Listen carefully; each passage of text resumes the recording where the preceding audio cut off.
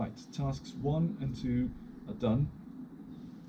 We've adjusted the clutch lever play, we've adjusted the throttle cable play, and I turned the engine on, and it seems to be, it might just be me, but it seems to be running a bit smoother because the throttle didn't have any play, so the cable was so tight that the slightest movement on the throttle here would cause the revs to go up, and so that might have been contributing for the snatchiness of the engine, and also the clutch, because the clutch plate's now fully engaged, and there's a bit of play here that keeps them engaged and doesn't contribute for the clutch plates to wear as quickly.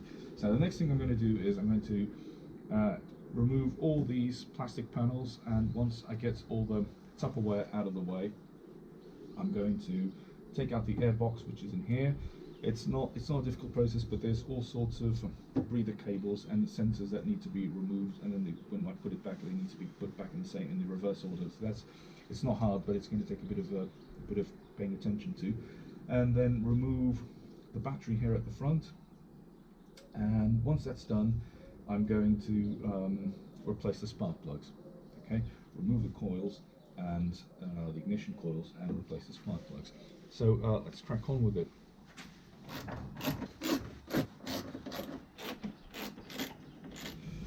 Right, now that we have all the plastics removed and we've exposed the air box, I've removed the air filter, which is this bit over here. It's very easy to install. You just so the air filter comes out like that. Just put it back on, and then we just need to slide this back into position like that, and then there's a couple of pins. So these two pins go on the side here, and they clip the thing back in place like that.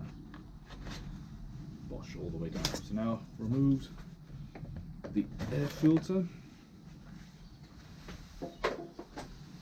and now we're going to remove the battery and then the air box. So remove the battery, very simple. We undo the negative pole first, like that. Pull it all the way out the back like this.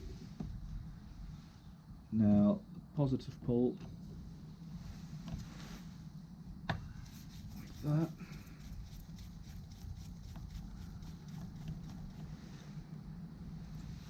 And all the way to the back. So both screws undone. Now, this is going to fall down somewhere. Now let's remove this bracket screw here, so that we can remove the holding bracket all the way to the back, and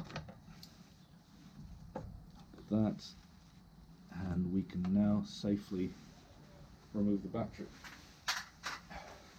So just remember that the negative pole goes on the left. Just remember the actual position of the battery, and we just pull it up, and that's it. The battery is off.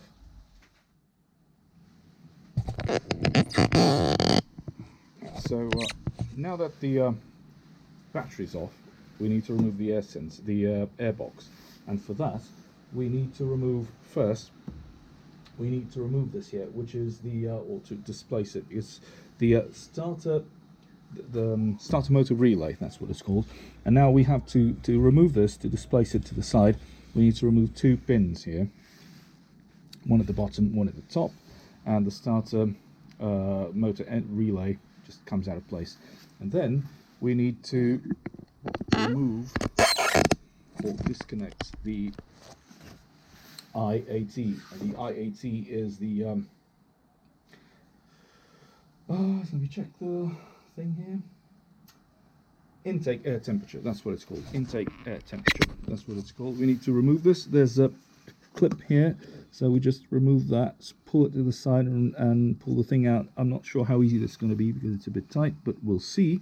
So the intake air temperature sensor also needs to come out, and then there's a bit more work to be done on the other side of the airbox, and that's to remove the secondary air system wiring connector, or the valve wiring connector, and all this we need to disconnect that, pull the looms out of here, and then disconnect this pipe here. So once this is all done, the airbox will be free to be unscrewed from its locations down there, here, and then all the way down to the sides in the back as well.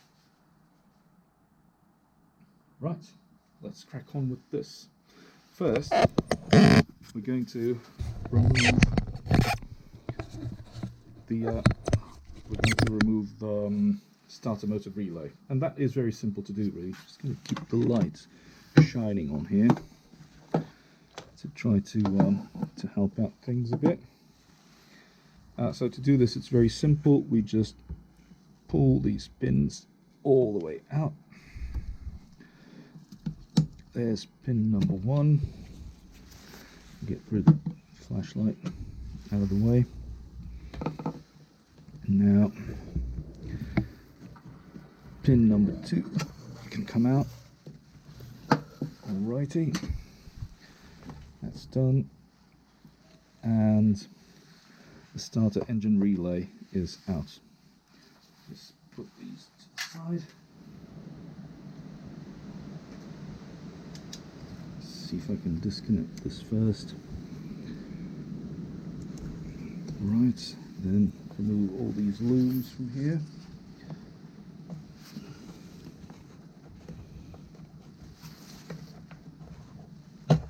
Okay, that's done. Now let's try to undo this.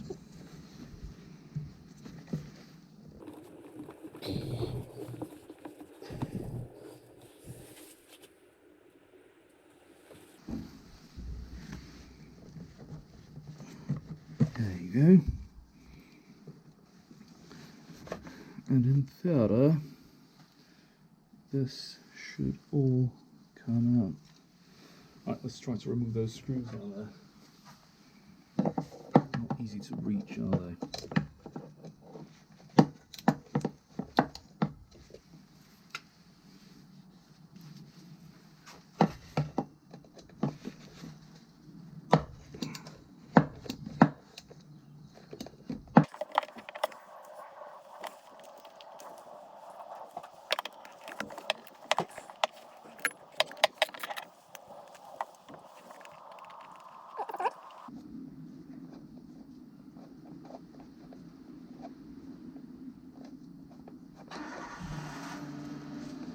There you go, 1 out, 3 to go. There's another one here.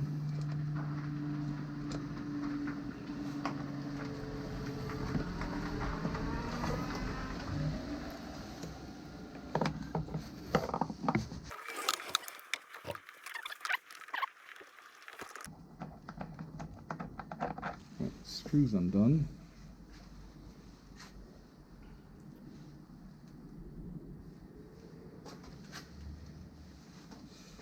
Now we can bring the camera this side. Let's see if I can bring the camera here.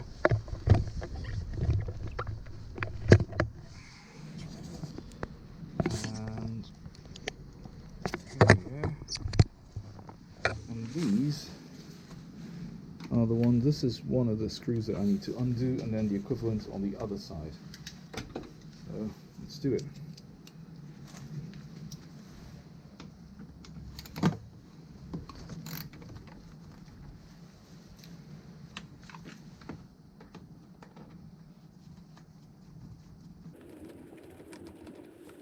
And now on the other side, I might take you guys with me. So that's what it looks like without all the plastings, all the fairings out of the way. Okay, let's do this. I am probably the least mechanical person in the world, and here I am trying to disassemble a piece of very complex machinery. I hope everything fits back in place once I'm done.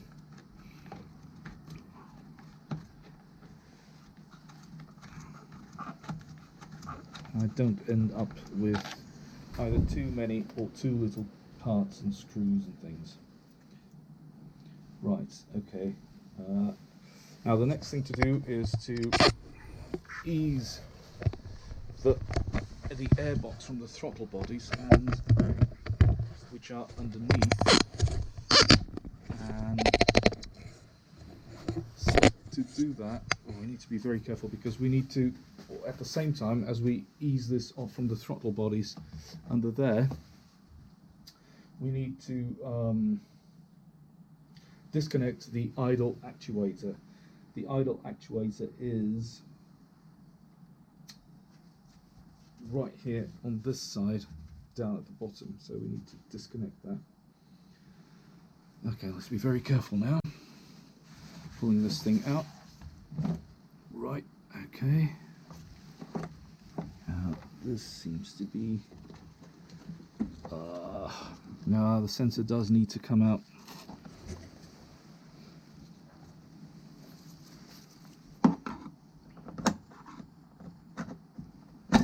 Oh, there you go.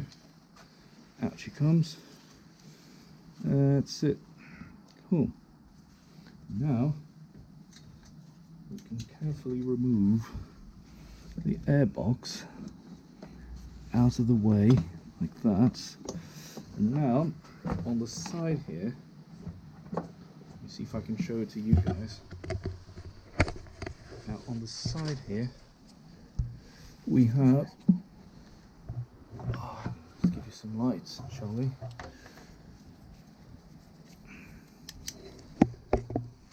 On the side here we have, down there we have the idle actuator, so we need to remove that as well.